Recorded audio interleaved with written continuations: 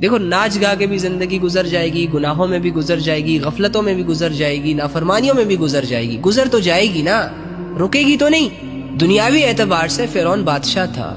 ہر خواہش پوری ہو رہی تھی اس کی، لوگوں کے دلوں میں اس کا خوف بھی ڈیولپ تھا، بے تاج بادشاہ تھا، ڈان تھا، بدماشیاں، اکڑ، فخر، خدائی دعووں سے بھرا تھا۔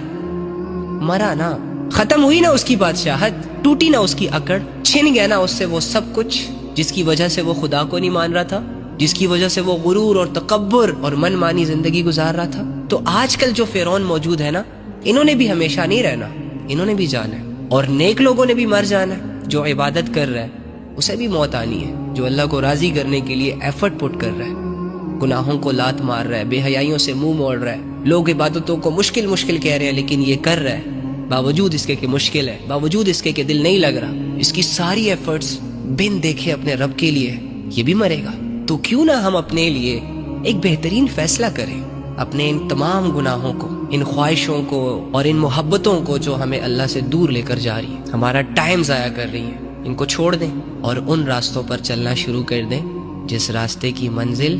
اللہ ہے۔ کیا مشکل ہے اس میں؟ کوئی مشکل نہیں ہے، صرف توبہ کرو، 5 وقت کی نماز پڑھنا سٹارٹ کرو، دل کو صاف کرو، اللہ کو یاد رکھو، سب ٹھیک ہو جائے گا۔